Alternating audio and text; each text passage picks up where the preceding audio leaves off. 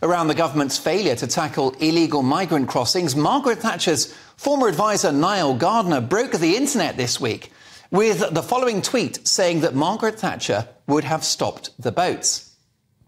Quote, tweeting a fellow commentator who invoked the memory of Thatcher, Gardiner wrote, "The Iron Lady would definitely stop the boats today as Prime Minister. Not a single migrant boat would be landing on British soil on her watch. She is greatly missed." Well, I'm delighted to say that the former aide to Margaret Thatcher, broadcaster, writer and foreign policy analyst Nile Gardiner joins me now. Nile, what makes you so sure Mrs T would have fixed this complex problem? Well, Mark, it's great to be here. Thanks for having me on the show today. And it's certainly my view that Lady Thatcher would have dealt highly effectively with the small boats crisis. She would not have allowed the vast number of migrants to cross the English Channel onto British soil. She would have stopped those boats. She would have used whatever power was necessary in order to do so, including, of course, the full might of the Royal Navy. And also, I'm sure that Lady Thatcher would have taken Britain out of the European Convention on Human Rights. ECHR is absolutely outrageous in terms of limiting British sovereignty, self-determination. And she would have, I think, stopped this migrant crisis completely in its tracks, and we would not be in the situation that we're facing today. There's far too much weakness. There's a lack of real will to deal with the situation. And a world power like Great Britain should be able to stop this kind of small boats invasion that we are witnessing. And Lady Thatcher would have emphatically, I think, dealt with this issue. However, Niall, as you well know, probity was a key theme of Thatcher's premiership. She wouldn't have wanted to have broken international law, would she?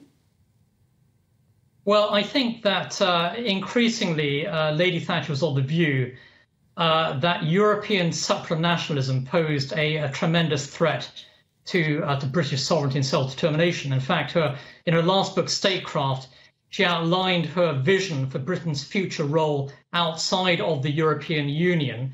And I'm in no doubt that if she were Prime Minister today, she would be taking the UK outside of the ECHR. Of course, it's not an EU court, but it's a supranational court which includes all of the members of the European Union. Britain should not be part of a court that basically prevents the UK from deporting illegal migrants, stopping migrants from entering into the UK. She would have stood up for British sovereignty, for British freedom, for self-determination, and I'm in no doubt she would have stood up to the Eurocrats who are trying to still hold sway over British law today, even though the UK, of course, is outside of the European Union now. So we should not have supranational courts dictating a British immigration policy here. It's absolutely outrageous.